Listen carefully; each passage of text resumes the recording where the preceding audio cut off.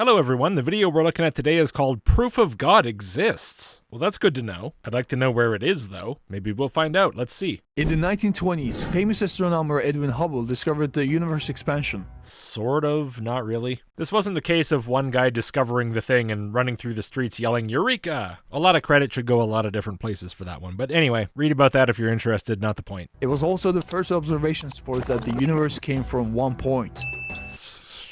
Sort of, maybe in a sense. Point is a spacey concept. If you're talking about all of space-time as a singularity thing, it gets a little weird. But, you know, I get what you're saying. Which is also known as Big Bang. No, I don't think that's what the point is called. Everything after the point, sure. And after 13.7 billion years, today, Earth, people, animals, plants, mountains, oceans, and a harmonious order of nature. The style of this video is already making me go cross-eyed. I hope it calms down soon. But how? How do we come to this miraculous existence from a non-existent realm? Who said we do? You just said the universe came from a point. Like all the stuff was compressed into one point. That's already not nothing. There are 4 ways we can explain this. First, causes. Okay, hold on. One way or another, you're looking for causes, right? You're asking, why is it this way? What caused it to be this way? So how is causes only option 1 of 4? Second, by itself. So you mean it caused itself, which is a cause? Third, science. Wow. Well, considering modern science has only been practiced for a few hundred years, and anything that could remotely be considered science has only been practiced for maybe a few thousand, it'd be pretty remarkable for science to cause the universe. Fourth, God. So another cause. You haven't even started talking about your list, and already I have some serious problems. These are the 4 ways many believe that how the universe started. Well, one way, really. Causes, with 3 arbitrary causes picked out of that category and put into separate boxes. But because there can be only one right between all 4, we'll examine one by one each one of them to discover which is the most logical. Oh, I bet it's science. I bet the universe started with Hubble. First reason, causes. Okay, so what do you mean by causes, if not any cause at all? Causes, meaning elements. Yeah. Yeah,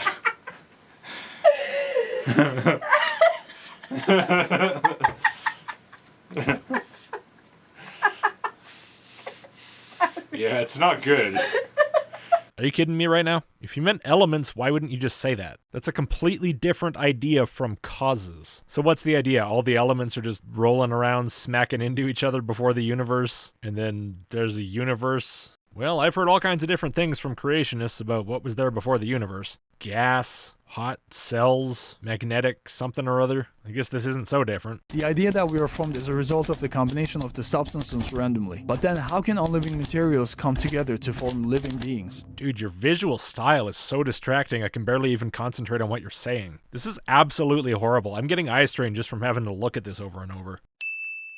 Alright, at least now I can read the text off this stick guy. Gotta figure out what order it goes in, though. The idea that we are formed as a result of the combination... Which way do I go? The other way from the period. Of the substances randomly. The idea that we're formed as a result of the combination of the substances randomly. Okay, chemistry's not random, so already you've misunderstood something. But then how can unliving materials... Then I start from the foot? No, I start at the dick. Come together to, and then I start at the right foot. Maybe it's the left foot. I don't know if the guy's facing me or not. Form living beings. But then how can unliving materials come together to form living beings? Okay. Well, considering that you're entirely composed of non-living material and yet you're alive, you shouldn't be surprised by this. But I guess you're talking more about the bootstrapping, right? Not living cells converting food into more living cells, but life starting without life to start it. Which, I hate to do it, but that is far too big of a topic for a video like this. That is far too general of a question. I think I'll just leave you with your incredulity. You seem quite satisfied with that anyway. But if you have any interest at all in actually answering this question, go to Google Scholar, type in origin of life, and start there. If you weren't interested enough to bother, and you're content with just going, huh? How could that happen? Then I could spend weeks or months preparing an answer for you, and you would never bother to listen. So let's move on. Is it by chance? Sort of, not really. There are elements of chance, yeah, but again, chemistry is not random. It's not so much like rolling fair dice as it is like rolling dice where the results have some effect on the next roll. Very simplistic analogy, obviously. If you find this question so compelling, you should really look into the subject. But I'm familiar with these type of videos. I know what's going to end up happening based on that advice, which is nothing, so what's the point? What was that supposed to mean? I'm getting the impression that you just have random visuals tossed in for the sake of having visuals. You don't need that. It adds nothing. It doesn't make your video any better. You're putting in hours and hours and hours of work for this, but it doesn't matter. Nobody cares. Just say what you want to say. To say that something came into being by chance means to accept that all the substances that make up this thing came together completely randomly without anyone's intervention. Randomly does not mean without anyone's intervention. It essentially means lacking predictability, and that's not what anyone says. The fact that people try to discover the origin of life scientifically should make this clear to you. The fact that people spend time in laboratories trying to reproduce different aspects of what are theorized to be steps in the origin of life means that they don't think they're dealing with something completely random and unpredictable. Randomness is the death of science. If things really have no predictability, there's no reason to have science at all. And this is why you sound so dumb when you say things like, they think it came into being by chance and randomness. No, they don't. Again, chemical reactions are not random. That's why they're repeatable. You put the same stuff together, you'll get the same results every time. Now sure, there are elements of what we could call randomness involved, just like there are elements of what we could call randomness involved in whatever's happening to you right now. But that doesn't mean that whatever's happening to you right now is just pure random chaos. It may not be predictable on the smallest, most granular levels, but on the larger scale, there's a great deal of predictability to it. Bing bing ding dong. I don't know what that had to do with anything. More sound and fury signifying nothing. As Macbeth said, a tale told by an idiot. Here's an example. Let's say this guy named Mr. Coincidence. It's a terrible name. How does family get that name? I'm sorry to anyone whose surname is Coincidence, but considering how few people must be named that, if somebody named Coincidence is watching this, that's quite a coincidence. Mr. Coincidence is someone in the medical field and a doctor who is specialized in his field. One day, he'll be asked to make a medicine from him, and Mr. Coincidence immediately starts to work on his medicine. Research for weeks, days and nights. Hold on, I just looked how long this goes on for. No, I'm not listening to this for like a minute and a half. Squirrel time.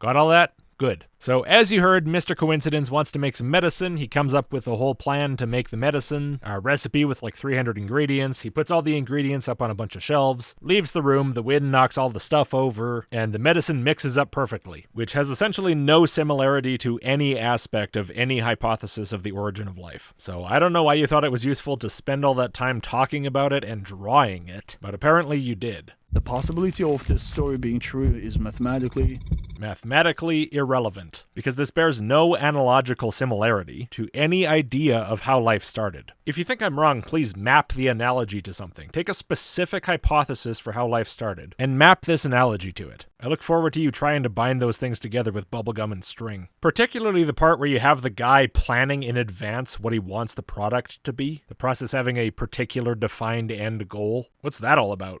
I don't think we need this. Yeah, me neither, so we're in agreement. Why did you bring it up? We didn't need the last 2 minutes. Any sane person will admit how absurdly impossible this is. Yes. So you put all this effort into all these different animations and drawings and stuff, which as far as I can tell are not AI. Obviously the bodies are stock photos and stuff, but not AI. And then you use AI art.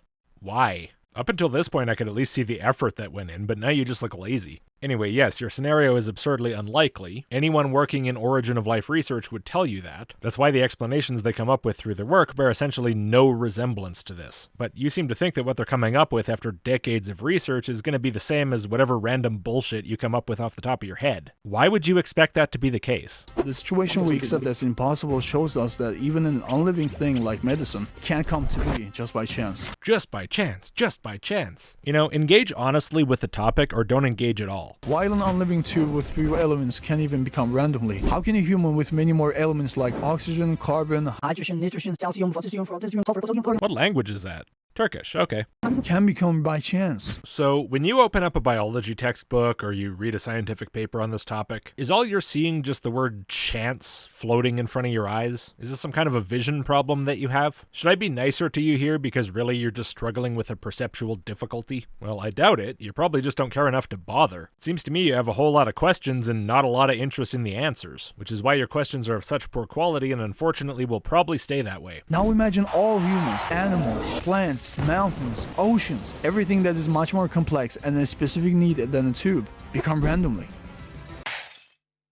Thank you for at least giving me a single moment of silence in this video. This means it is impossible for causes alone to create life. I still don't understand what you mean. You said nothing about causes there. You were talking about randomness and chance the whole time. If something causes something else, that's not random. Even in your example, where the guy had 300 containers of different fluids up on the shelves and then they fell down and mixed all with each other, the wind was the cause of them falling down, right? Well, them falling down as a consequence of the wind was not random. It was an inevitable consequence of the details of the circumstances. Now again, I'm not telling you that life began in some way akin to this. It didn't. This is absurd. I'm just telling you that this equivalence between cause and random that you seem to have in your head is not correct. Saying something's caused by something else is not the same as saying it just happened randomly. I don't know where you got this idea. It's not quite the opposite of true, but it's somewhere in that general area. So we can eliminate the first option. Okay, and therefore you can eliminate all the options, because those are just other causes.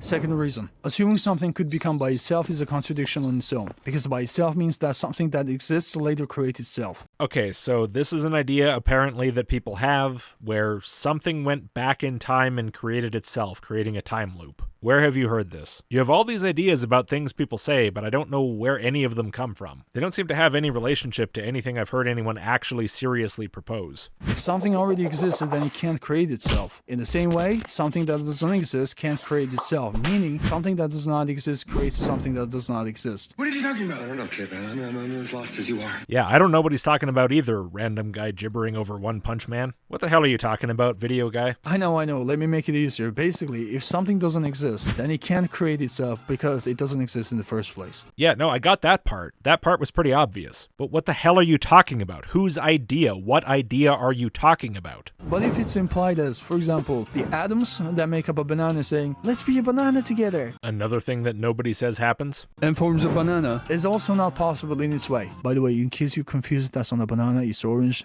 They just have the same color. A banana and an orange are the same color? Are you colorblind? Geez, maybe you really do have a perceptual difficulty. But I still don't think you have one that turns anything you read into just the word chance. Someone can be a judge and a prisoner at the same time. More AI art. It looks awful. Just use more stock photos and movie clips. They don't look great, but they look better. Anyway, what did you say? Someone can't be a judge and a prisoner at the same time. Yes, they can. I can think of lots of ways. I got all these scenarios rolling around in my head now. For example, say some judge from Canada goes on vacation to some other country and commits a minor crime while there and ends up in prison in that country. Well, the guy's still a judge. He might not be doing any judging right now, but he's still a judge and a prisoner. For another example, say you have a very divided country and you have a judge who's very highly respected by one side. He's a great asset to that side. And so the other side arrests him and puts him in prison. So the side that likes him still interacts with him as a judge while he's in prison, sending him cases, having him adjudicate. And of course, you could just have a country that says it's not against the rules to keep being a judge after you're convicted of a crime. Look, obviously this is not the kind of stuff that usually happens. There's typically some kind of a barrier between being able to pass legal judgment and being a criminal yourself. But you're saying it's some kind of a logical impossibility, which is just not true. For example, the human body is like a building made of tissues, cells, and the atoms. Atoms are like bricks of a building forming various materials. I would not say that's a good analogy. Atoms and cells don't act very much at all like bricks. The human body doesn't act very much at all like a building. The processes behind these things are essentially nothing alike. By saying those atoms do everything on their own means that they are a judge and a prisoner at the same time. What? What are you talking about? How do atoms act like judges or prisoners, even on a metaphorical level? Is this possible? For atoms to do? No, because passing judgment requires them to be thinking. Please, explain to me what this metaphor is supposed to mean. Judge is the one who makes judgments. Prisoner is the one who obeys the judgments. Okay, and atoms are doing neither. Someone can't be a judge and a prisoner at the same time. Again, yes, of course someone can. Take the judge, put him behind bars, have him make judgments. Now he's a judge and a prisoner. Just because this is not something most societies prefer to do doesn't make it a logical contradiction. But again, what does this have to do with atoms? None of this has any application. Because if a judge makes a prison judgment on himself, he'll be a prisoner and won't be the judge anymore. Okay, this is the first time you've mentioned that he's a judge of himself. That might have been worth mentioning earlier, but of course it doesn't matter. In this case, he can still be a judge. If other people are willing to acknowledge him as being a judge and he's willing to do the job, then he's a judge. Doesn't matter if he's in prison. If the prisoner does freedom judgment on himself, now he'll be the judge and won't be the prisoner anymore. Okay, so what if he stays in prison and for some reason keeps judging his own case and keeps judging, no, I should stay in prison longer. He's a judge judging himself and a prisoner. These are not mutually exclusive, so even if I accepted for some reason that this has something to do with atoms, it still couldn't establish your point. That's why it can't be both. Okay, well, that reason fails miserably. Can we talk about atoms again? So if atoms give themselves orders to stay together, Which they don't. Stop anthropomorphizing atoms. and then are forced to obey the orders, Which they're not. Stop anthropomorphizing atoms. we must accept that they are both judges and prisoners at the same time. No, they're atoms. Judgment and obeying of the judgment are not things that are happening. Not literally, not metaphorically. So what do you think you're accomplishing? However, we just realized that this is not possible. The funny thing is, the thing you say is impossible is possible, a judge also being a prisoner. But the thing you say is possible is impossible, an atom obeying or giving an order. Your ideas are completely backwards from reality. Atoms can't be a judge because they're not alive nor have the will to order each other. Yeah, I know, so why are you talking about it like they should be? That's not how physics works. You know, just because you're in a religion where you think of everything as authority figures and orders, that doesn't mean the whole world is like that. Just because you do it doesn't mean everything else does. Again, stop anthropomorphizing stuff that's not human. That means they only obey? No, for the exact same reason you just said. Atoms are not alive. They don't have a will. They don't order and they don't obey. These are things people do. Atoms are not people. But why are we talking about ordering and obeying orders, being a judge and being a prisoner? What you're talking about is atoms as if they're people making decisions and then doing the things they decided to do, which is, of course, so far from a scientific understanding of how this works that it's comical. It's still a massively inappropriate anthropomorphization, but it reflects what you were talking about better. You were talking about the atoms deciding, hey, it'd be fun to be a banana now, and then they go be a banana. No orders, no obeying, just deciding to do something and then doing it. Which, of course, atoms don't do. They don't have a will, they don't make choices. But if they did, why couldn't they do that? You do that. It's clearly possible to do, if you have a will and you can act on it. In fact, that's kind of what the whole concept is. You've chosen a terrible, unhelpful analogy even for the dumb nonsense thing you're talking about, I guess just to convince yourself to perceive some kind of a contradiction. It's bizarre behavior. I have a lot of trouble understanding how you think this is a useful approach. So our question is, who's the ruler? I don't know, man. The biggest, strongest atom with the most chest hair, and he gets himself a bunch of atom concubines and builds a tiny atom palace. If we're gonna treat atoms like they're just tiny people, let's go all the way with it. Why the gun? Who knows? I'm not even going to pretend I understand the aesthetics of this video. Is it science? No, the universe or life or humanity or whatever we're talking about now is not caused by science, no. Why would people studying the natural world cause the universe? What is science? Science is a systematic study of the nature and behavior of the material and physical universe. Oh, you Googled for a dictionary definition, which I think is the most research you've probably ever done. So can we say science is the reason why we exist? Obviously not. What an incredibly boneheaded question. Alright, okay, pause. Let's take a break to digest what we've learned so far because Oh, good, an unnecessary summary in the middle of the video. It was so complicated up to this point, how could I keep up? this point is very important like the other two. No, this point is not important. Nobody says this. Who do you think you're responding to? That's why I'm going to tell you with a different, very interesting story to make the point clear as much as possible. Oh great, a story, my least favorite form of religious argument. But before that, let me take a sip. You can't even do that quietly. Everything about this video is so irritating. The arguments, yeah, but everything else too. A long time ago, Oh, you gotta be joking. there was a beautiful princess inside a big castle, and a very handsome Oh. Alright, squirrel voice and then I'll summarize it. I'm not inflicting this on you.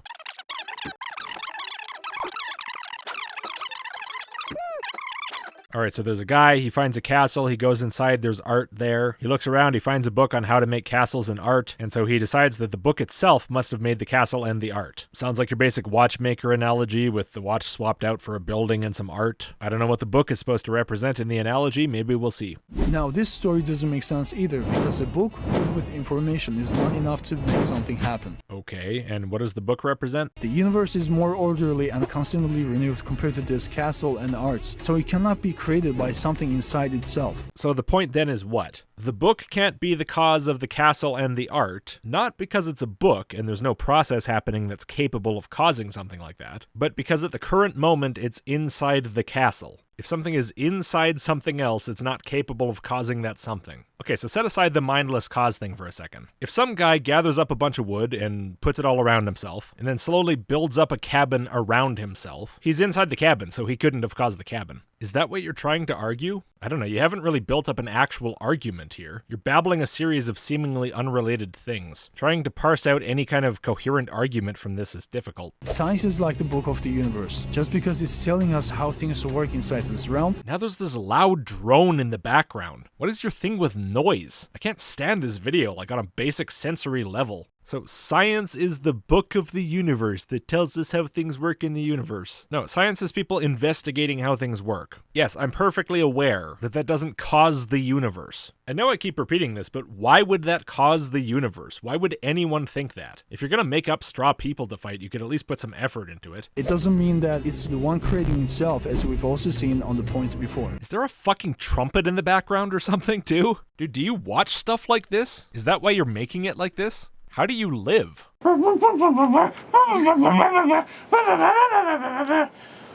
You're going crazy, man.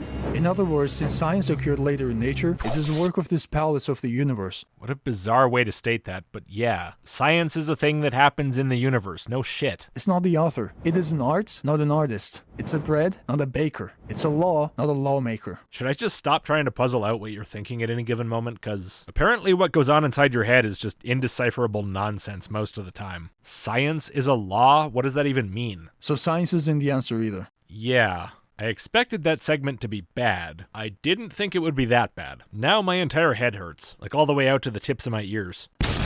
Though if you notice, all the first 3 points I've mentioned were the thought possibilities that were happening during the creation of the universe. Pure gibberish. It means nothing. Let me play that again. I have to admire that. Though if you notice, all the first 3 points I've mentioned were the thought possibilities that were happening during the creation of the universe. Yep. That's a word salad. That's why they couldn't be the answer for the universe to exist. Because in order for something to exist, there has to be something or someone else before it to make it happen. Gee, I wonder who or what you think that is.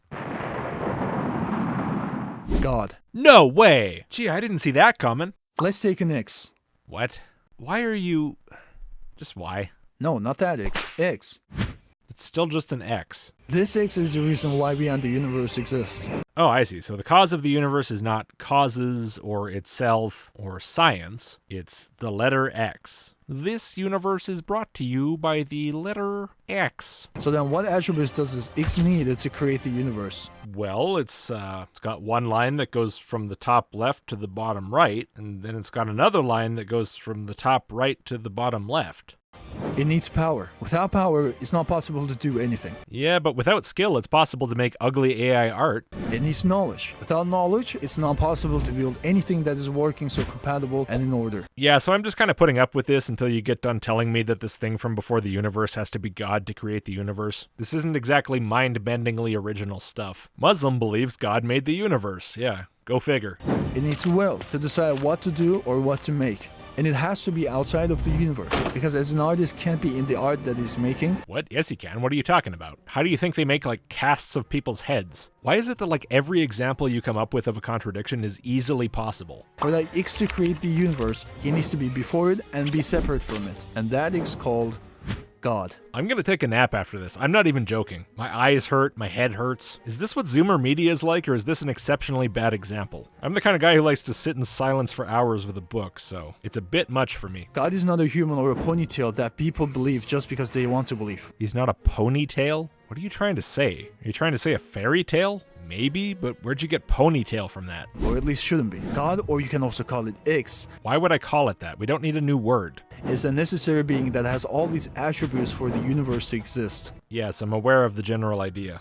If you agree, I don't. and I'm sure you would, Then you're wrong. when you see something made, you also see the maker behind it. Yes, if I'm aware that something is a manufactured product, I'm aware that somebody made it. That applies just fine to backpacks and laptops, but why would that apply to rocks? There's nothing to indicate that a rock is made by someone. It's just an assumption you make because you're too lazy to bother finding out for real. And what those makers have in common is these 4 attributes. This video sucks. The most basic bitch theist apologetics imaginable presented in the most obnoxious way imaginable. Why did I pick this? Does past me hate me? That's alright, I hate him too. Never could stand that guy. The creator, God, in X does exist.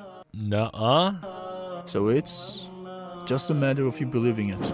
Yeah, that's the sticking point. Alright, well, I'm sorry everyone that you had to watch that. If you would, before you go, please do give the video a like and click subscribe if you haven't. And if you like the channel, maybe consider supporting. A couple of bucks per video or per month helps a huge amount, and enormous thanks to all of my supporters who've already made that choice. Early access, email list, list.logicked.com, and I'll see you next time.